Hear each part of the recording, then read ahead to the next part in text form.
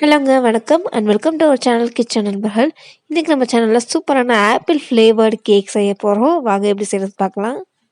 நம்ம நார்மலாக செய்யக்கூடிய கேக்லேயே இந்த ஆப்பிளை நல்லா கிரைண்ட் பண்ணிவிட்டு மிக்ஸ் பண்ணி சேர்க்க போகிறோம்.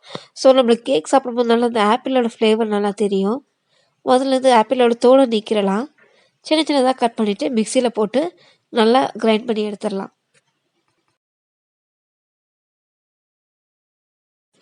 அடுத்து ஒரு மிக்சிங் பவுல் எடுத்து வச்சுட்டு அதில் நான் 100 ml அளவுக்கு பால் எடுத்து வச்சுருக்கேன். அதை சேர்த்துக்க போகிறேன். இன்றைக்கி பார்த்தீங்கன்னா இனிப்புக்காக நான் வந்து நாட்டு சர்க்கரை தான் சேர்த்துக்க போகிறேன். உங்களுக்கு நாட்டு சர்க்கரை பிடிக்காது, அந்த டேஸ்ட் வேண்டாம்னு நினச்சிங்கன்னா நீங்கள் நார்மல் ஒயிட் சுகர் கூட சேர்த்துக்கோங்க. பவுடர் பண்ணி சேர்த்துக்கோங்க. சீக்கிரம் கரையிறதுக்கு நல்லாயிருக்கும் அது.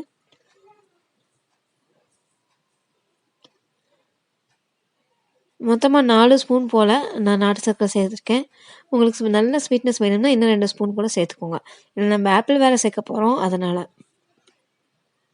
அடுத்து ஒரு ஃபுல் டேபிள் ஸ்பூன் அளவுக்கு வெண்ணெய் எடுத்து உருக்கி வச்சுருக்கேன், அதை சேர்த்துட்றேன். அண்ட் தயிர் அது ஒரு 2 ஸ்பூன் போல் சேர்த்துக்கலாம்.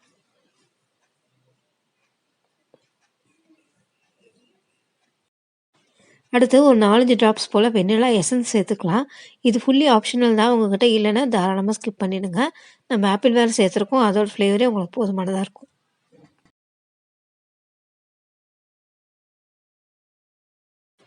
அடுத்து நம்ம மிக்சியில் கிரைண்ட் பண்ணி வச்சுருக்கோம் இல்லைங்களா ஆப்பிள், அதை சேர்த்துக்கலாம்.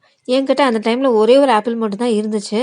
ஸோ அதனால் ஒரு ஆப்பிள் தான் சேர்த்துருக்கேன். நீங்கள் 2 கூட சேர்த்துக்கோங்க. நல்லா டேஸ்ட்டும் கொடுக்கும், ஃப்ளேவரும் நல்லாயிருக்கும். அடுத்து ஒரு பாதி எலுமிச்சை பழத்தோட ஜூஸை சேர்த்துக்கிறேன்.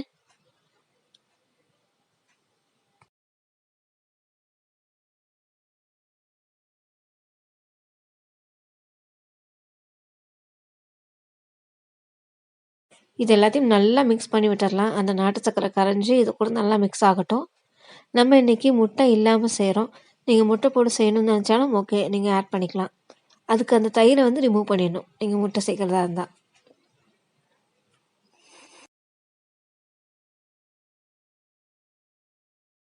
அடுத்து நம்ம மாவுங்களை சேர்த்துடலாம். நான் இன்றைக்கி கோதுமை மாவு மைதா மாவு ரெண்டும் மிக்ஸ் பண்ணி செய்கிறேன். நீங்கள் வந்து கோதுமை மாவு மட்டும் கூட வச்சு செய்யலாம், இல்லை மைதா மாவு மட்டும் ஃபுல்லாக யூஸ் பண்ணி கூட செய்யலாம். பட் ரெண்டும் நான் இன்றைக்கி சேர்த்து செய்கிறேன். ஸோ இது 100 கிராம், அது 100 கிராம், ரெண்டும் சமப்பாங்காக இருக்கணும்.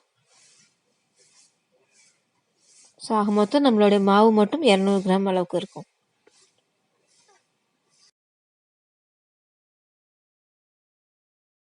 அடுத்து பேக்கிங் பவுடர் அது ஒரு 3/4 ஸ்பூன் போல் சேர்த்துக்கிறேன்.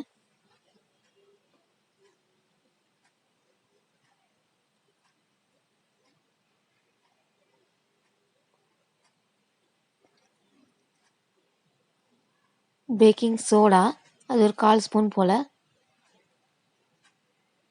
அண்டு உப்பு அதுவும் ஒரு 1/4 ஸ்பூன் போல் சேர்த்துக்கலாம். ஸோ கோதுமை மாவும் மைதா மாவும் நான் சளிச்சு தான் சேர்த்துருக்கேன். அதை நல்லா மிக்ஸ் பண்ணியாச்சு. அடுத்து நம்ம எந்த பாத்திரத்தில் கேக் செய்ய போகிறோமோ அந்த பாத்திரத்தில் பட்டர் போட்டு ஃபுல்லாக க்ரீஸ் பண்ணிக்கலாம்.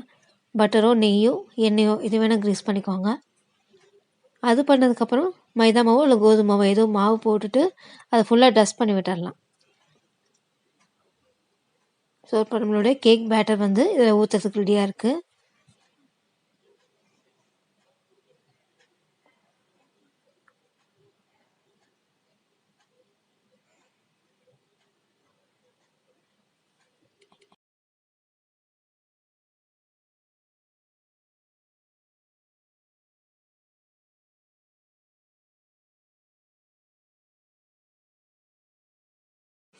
இந்த பேட்டர் செய்ய ஆரம்பிக்கும் போதே ஒரு பாத்திரம் வச்சு அதுக்குள்ளே ஸ்டாண்ட் வச்சுட்டு 10 நிமிஷம் போல் ஹை ஃப்ளேம் வச்சு ப்ரீ ஹீட் பண்ணிட்டேன் நான்.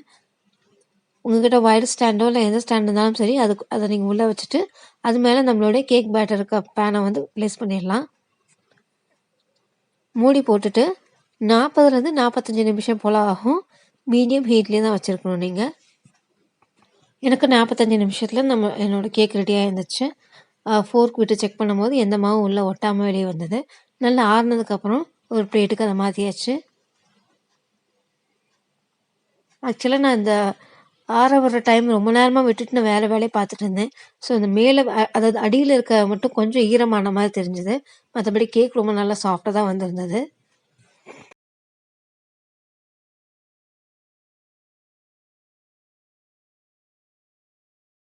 ஸோ உங்களுக்கு பார்த்தாலே தெரியும் கேக் நல்லா சாஃப்டாக வந்திருக்கு. அந்த ஆப்பிள் டேஸ்ட்டும் நல்லா இருந்தது. பட் இன்னொரு ஆப்பிள் சேர்த்து போட்டிருந்தேன்னா இன்னும் ஃப்ளேவர் நல்லா வந்திருக்கும். என்கிட்ட அந்த டைமில் ஒரு ஆப்பிள் தான் இருந்துச்சு. நீங்கள் 2 ஆப்பிளாக சேர்த்துக்கோங்க. அப்போ தான் ஆப்பிள் ஃப்ளேவர் நல்லா தெரியும். அடுத்தடுத்து கிறிஸ்மஸ், நியூ இயர்லாம் வரப்போகுது இல்லைங்களா? ஸோ நம்மளுடைய சேனலில் ஆல்ரெடி நிறைய கேக் ரெசிபி இருக்குது. நீங்கள் போய் செக் பண்ணி பாருங்கள். மேலே நான் ஐ பட்டன்லேயும் போடுறேன். ஸோ இந்த வீடியோ உங்களுக்கு பிடிச்சிருக்குன்னு நினைக்கிறேன். பிடிச்சிருந்தா லைக் பண்ணுங்கள், ஷேர் பண்ணுங்கள், கமெண்ட் பண்ணுங்கள். மறக்காம கிச்சன் நண்பர்கள் சேனலுக்கு சப்ஸ்கிரைப் பண்ணிவிடுங்க. பக்கத்தில் இருக்க பெல் ஐக்கானையும் ப்ரெஸ் பண்ணுங்கள். தேங்க்யூ.